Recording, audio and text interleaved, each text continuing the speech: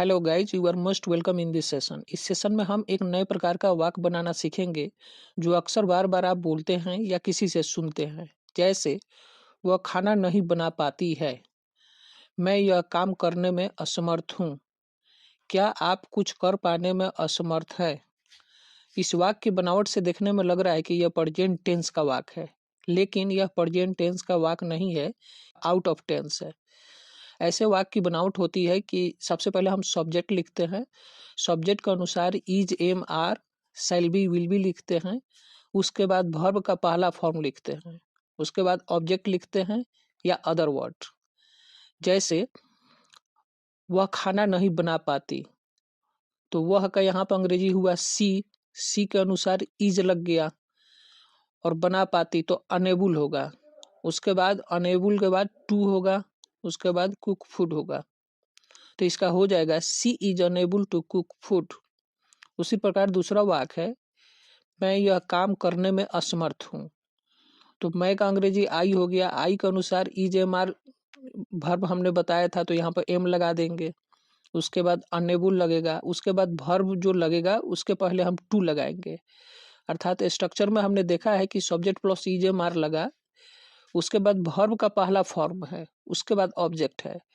तो यहाँ हो गया, मैं यह काम करने में असमर्थ हूँ, तो आई के साथ एम लग गया, तो आई एम, और उसके बाद हुआ अनेबल, आई एम अनेबल हो गया। उसके बाद डू के पहले हमें टू लगाना था, यानी वर्ब का पहला रूप लगाकर टू लगाना था, तो हो गया I am unable to do this work. उसी प्रकार अगला वाक्य है, क्या आप कुछ कर पाने में असमर्थ हैं, are you unable to do something. ये भी वाक्य उसी प्रकार बनेगा। अर्थात इस वाक्य में भी वही देख रहे हैं कि क्या आप कुछ कर पाने में असमर्थ हैं।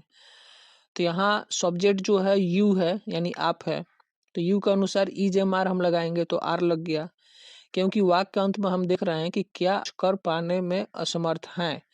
तो है का मतलब हुआ कि is, am, are helping verb लगेगा, तो यहाँ पर इज, एम, आर मतलब यू सब्जेक्ट है, तो आर लगा दिए, तो आर यू।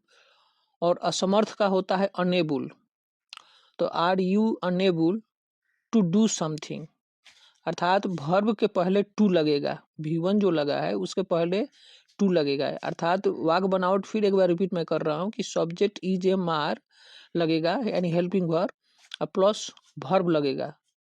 तो जो वर्ब लगाएंगे उसके पहले टू हम जोड़ेंगे, तो यहाँ हो गया are you unable to do something. इसी प्रकार अगला वाक्य देखते हैं, क्या वे चल नहीं पाते हैं, are they unable to walk.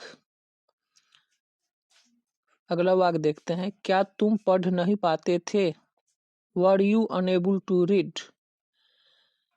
वह अंग्रेजी बोल क्यों नहीं पाता, why is he unable to speak English. वह अब चल नहीं पाएगा, he will be unable to walk now.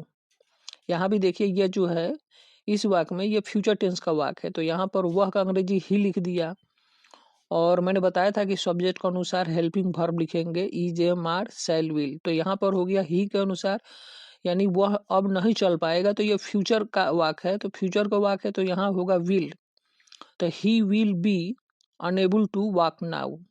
अर्थात इस वाक्य में हमने वह का अंग्रेजी सब्जेक्ट ही लिख दिया, और फ्यूचर का है तो शैल बी, विल बी हम यहाँ लिखेंगे, तो यहाँ विल बी हो गया। उसके बाद आगे का जो वर्ड है हम लिख देंगे, अर्थात इसका हुआ he will be unable to walk now. एक और वाक्य देखते हैं, मैं तेज नहीं दौड़ पाऊंगा। तो यहाँ भी वही है कि मैं का अंग्रेजी आई हो गया, ये भी फ्यूचर का है तो विल भी लगेगा, तो I will be unable to run fast. अगला वाक्य है, अब वह तुम्हें देख सकेगा। तो ये भी वाक्य फ्यूचर का है, तो वह अब तुम्हें देख पाएगा, तो वह का यहाँ सब्जेक्ट यानी ही लिख दिए। यहाँ भी शैल बी, विल भी लिखा जाएगा क्योंकि यह फ्यूचर का है। उसके बाद जो है वर्ब लिखेंगे, तो he will be able to see you. Okay, thank you.